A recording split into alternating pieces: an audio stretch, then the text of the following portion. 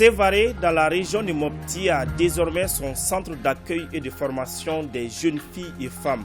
Une initiative des sœurs ouvrières de la maison de Nazareth pour favoriser l'épanouissement de ces couches sociales. Sa réalisation a coûté plus de 25 millions de francs CFA.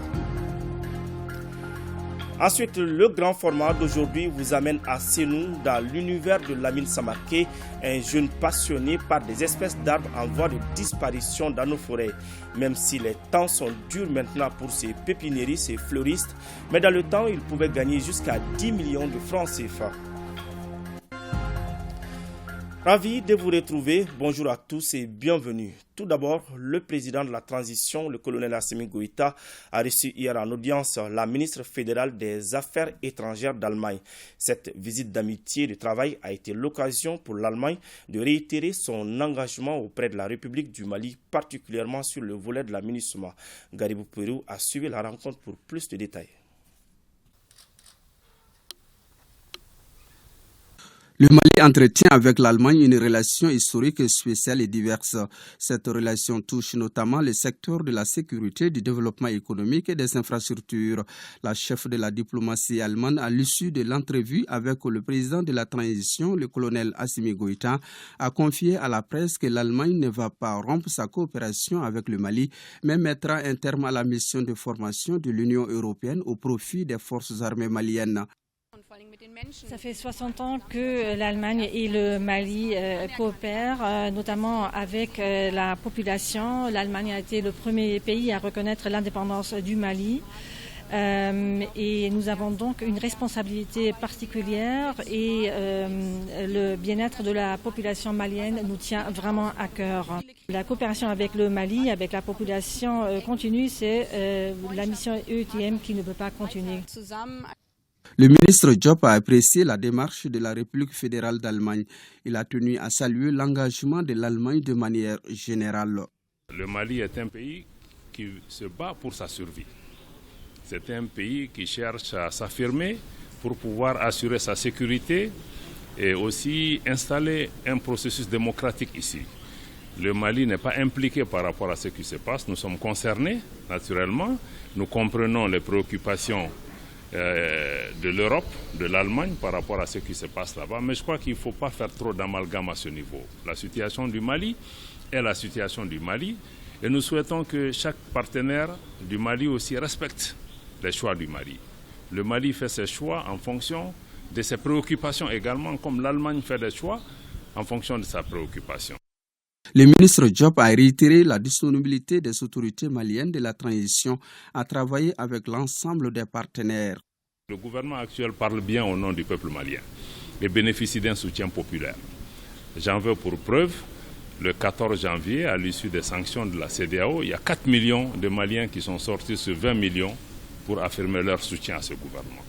Donc je crois que nous travaillons pour pouvoir revenir à un ordre constitutionnel normal. Le président de la transition a réitéré son engagement pour qu'il y ait un retour à l'ordre constitutionnel normal dans la durée qui sera convenue avec nos partenaires et cet engagement, il reste. Mais avant cela, nous comptons vraiment pouvoir travailler avec les uns et les autres, qu'on comprenne que nous sommes dans une situation difficile. Nous voulons travailler avec nos partenaires. La décision qui est prise en ce qui concerne l'EUTM, nous la respectons. Nous avons pris note. Mais je pense que ce qui est important, c'est les choix que le Mali a fait pour sa propre sécurité. Et nous allons pouvoir continuer avec ces choix. Le Mali souhaite travailler avec l'ensemble de ses partenaires, y compris l'Allemagne, la Russie, la Chine, les États-Unis, l'ensemble de ses partenaires. La chef de la diplomatie allemande a eu une approche assez objective et assez équilibrée de l'examen de la situation du Mali. Premier partenaire depuis les premières heures de l'indépendance du Mali, l'Allemagne et le Mali travaillent en étroite collaboration et en toute confiance. Poursuivre ce partenariat aujourd'hui et le façonner pour l'avenir est à la fois une obligation et un privilège. Parlons toujours d'audience, mais cette fois-ci à la primature. Le Premier ministre Dr Choguel Kokala Maïga a reçu le nouvel ambassadeur du Mali à Washington. Professeur Sékou Berté était venu prendre conseil auprès du chef de gouvernement et solliciter son accompagnement dans le cadre de ses nouvelles fonctions. Il l'a dit au micro de Mariam Koni. En se rendant chez le Premier ministre, Les partenaires techniques et financiers qui composent la Troïka, les Nations Unies, l'Allemagne et le Danemark, avaient un objectif clair, celui de poursuivre leur action humanitaire et échanger sur la crise que traverse le Mali. On a discuté aussi du fait que même pendant les périodes de crise, il est important aussi de travailler en même temps pour s'assurer que l'appui humanitaire dont les populations ont besoin soit donné, mais au-delà de ça aussi que les questions de développement ne soient pas laissées de côté.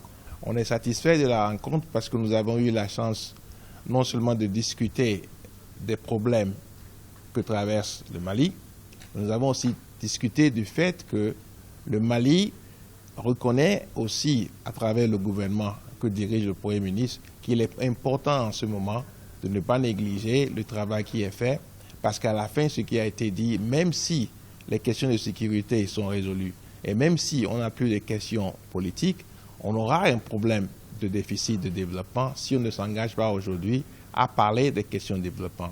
Et c'est en cela que les partenaires techniques et financiers, tout ensemble, nous travaillons pour accompagner donc le Mali dans cette directive en ce moment. Au cours de cette rencontre, le chef du gouvernement a expliqué en détail la situation globale du pays afin d'éclairer la lanterne des partenaires. Ce que nous disons, le gouvernement de transition, nous allons respecter les engagements internationaux, nous allons travailler à l'application de l'accord, mais dans ce processus, on regarde, il y a des actes qui peuvent conduire à moyen ou long terme à la partition du Mali, il faut les éviter. C'est la seule façon de rassurer cette majorité de la population qui est hostile à l'accord. C'est ce que j'ai appelé l'application intelligente de l'accord pour la paix et la réconciliation. Notre volonté d'être ouvert au dialogue avec les partenaires techniques et financiers, elle est intacte. Parce que nous savons très bien que tout ce que nous sommes en train de faire, la guerre, les réformes politiques, la justice, s'il n'y a pas d'action de développement économique et social, s'il n'y a pas de lutte contre la pauvreté, qu'on est conscient que vous qui êtes les partenaires techniques et financiers, donc ceux qui aident au développement économique et social, tôt ou tard, c'est vous qui allez être au centre, pour ne pas dire même maintenant. Au terme de la rencontre, Choguel Kokala Maïga et ses interlocuteurs ont convenu de la mise en place d'un cadre d'échange plus régulier. Auparavant, le Premier ministre avait reçu le nouvel ambassadeur du Mali à Washington, venu prendre conseil auprès du chef du gouvernement avant sa prise de fonction. Une visite de courtoisie à l'endroit du Premier ministre pour recueillir ses conseils, ses accompagnements et ses bénédictions. Quand même, nous avons été très heureux de recevoir de sa part des conseils quant à la gestion de l'ambassade et aussi quant aux doléances que nous avons présentées au Premier ministre. Avec l'accompagnement du Premier ministre et de tout le peuple malien, le professeur Sékou Berté pourrait entamer ses nouvelles fonctions à Washington en toute sérénité.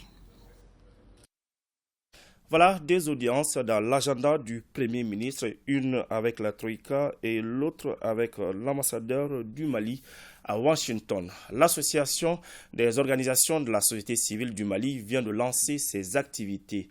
Elle se propose de donner plus de force à la société civile dans l'accompagnement de la transition. Le mouvement comprend plus de 4000 associations et ONG membres sur l'étendue du territoire national. Et c'est Amar Touré, dit Serpent, qui a été élu président à l'issue de l'Assemblée générale. Pour plus de détails, nous l'écoutons au micro de Batraoré. L'objectif de cette cérémonie, c'est vraiment aller sur une base des recommandations de la société civile, c'est-à-dire de réorganiser la société civile et la création du Haut Conseil national des organisations de la société civile.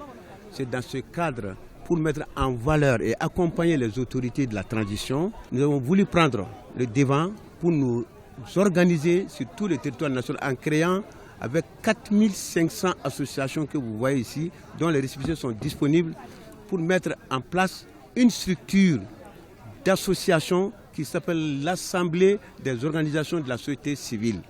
C'est cette assemblée des organisations de la société qui va mettre en place maintenant les bases du Haut Conseil national de la société civile en attendant le décret et la décision du ministère de la refondation. Nous sommes sur tout le territoire national. Nous voulons prendre le devant pour nous organiser et mettre les bases dans toutes les régions et dans tous les cercles du Mali et dans le district de Bamako. Ce bureau, c'est 95 membres et 17 commissions de travail. Activité associative toujours alternative citoyenne Mali Croix remet des denrées alimentaires aux veuves de Djilibougou. Une manière pour l'association de soutenir en ce mois de Ramadan ces femmes qui ont perdu leur mari. Saloum Konaté pour le reportage. Partager avec les autres le peu qu'on a, voilà ce qu'enseigne la religion. Ce geste de l'association alternative citoyenne Mali Croix en est la parfaite illustration. L'association, à travers son président, remet aux veuves de la commune 1 un don composé de riz, d'huile, du sucre et de vermicelle. Nous sommes toutes contentes. Cette initiative est à saluer. Il y a des orphelins, des femmes qui sont malades parmi nous.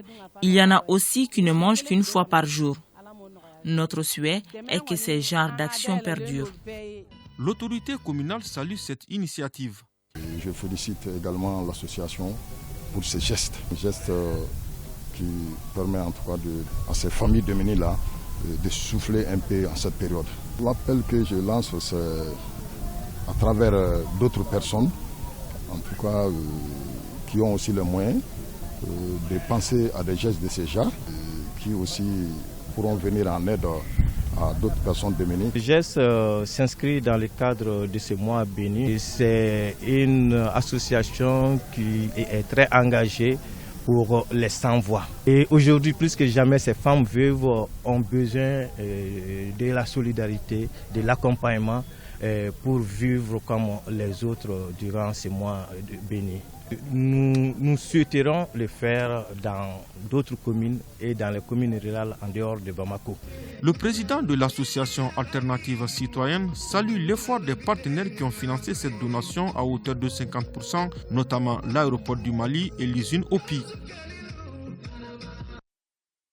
À l'intérieur du pays, à présent, la construction d'un centre d'accueil de formation des jeunes filles et femmes des villages de Sévaré a coûté plus de 25 millions de francs CFA. Sur initiative des sœurs ouvrières de la maison de Nazareth de Sévaré, le projet a été mis en œuvre par la division des droits de l'homme et de la protection de la MINUSMA. Aminata Touré nous fait le compte rendu. À travers cette coupure du ruban symbolique, la mission des Nations Unies pour la stabilisation au Mali MINUSMA et les sœurs ouvrières de la Sainte Maison de Nazareth de Sévaré offrent ainsi un centre d'accueil et de formation aux jeunes filles et femmes des villages en quête de travail pour un montant de plus de 25 millions de francs CFA. Une maison qui puisse les accueillir, qui puisse devenir un point de référence pour leur formation, pour leurs rencontres et même pour rencontrer les femmes. Maintenant, ce rêve a commencé à devenir réalité grâce à la contribution de la MINUSMA qui nous a financé ce bon bâtiment qui est là. 2 grands dortoirs, un bloc sanitaire et un bon hangar pour les rencontres et l'apprentissage des petits travaux. Je vous exhorte donc de capitaliser les différentes formations que vous recevrez dans le cadre de ce projet pour relever les défis du chômage, changer votre modèle de socialisation et votre adhésion aux valeurs démocratiques et à l'autonomie financière. Ce centre vient en soutien aux efforts de l'État dans le cadre de l'insertion socio-économique des jeunes filles et femmes. Nous sommes très heureuses pour la construction de ce centre qui va nous permettre d'apprendre le métier de la couture, comment faire la cuisine et tant d'autres. Merci aux donateurs et aux partenaires.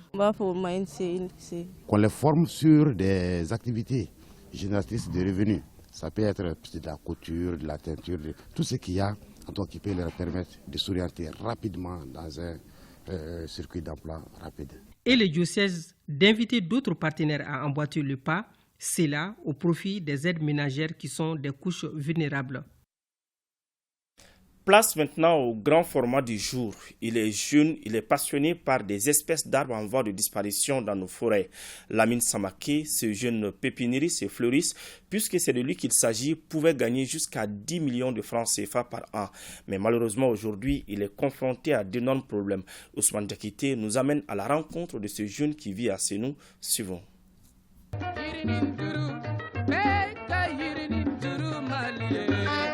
Malgré l'état de plasmolisme de certaines de ses pépinières, Lamine Samaké, du haut de ses 56 ans, garde une passion limpide pour la flore.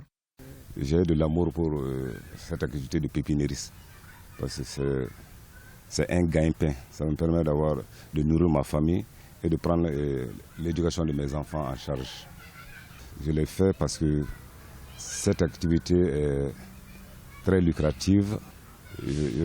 Ma contribution pour la restauration des espèces ligneuses permettra en fait de regarnir le couvert végétal. Malgré cette période de forte chaleur au Mali, dans les jardins de Lamine, les pépiniéristes, tout n'est pas perdu car on en trouve plusieurs sortes d'arbres et fleurs. Bon, chez nous, il y a ce qu'on appelle le zaban, le lingué, plein d'autres, le karité, etc. Les espèces en voie de disparition de façon générale existent chez moi ici. Après 10 ans de travail à la Somapile, Lamine Samaké s'est orienté vers ses métiers de pépiniériste et fleuriste en 2002. Rencontré dans son jardin, notre pépiniériste avoue qu'en temps normal, il peut gagner des 5, 6 voire 10 millions de francs CFA dans l'année. Aujourd'hui, il est un acteur majeur de la forêt car il collabore avec plusieurs partenaires dont l'État du Mali. Les élèves des eaux et forêts viennent s'inspirer de la technologie que nous utilisons pour l'élevage des jeunes plants. Et souvent, ils doivent avoir des stagiaires pour les former en pratique. Et ce qu'ils font à l'école, c'est de la théorie, mais nous apprenons à faire de la pratique en foresterie. Ils viennent généralement du Tabakourou. Vous voyez des fleurs, des eucalyptus, des papayers, des agrumes.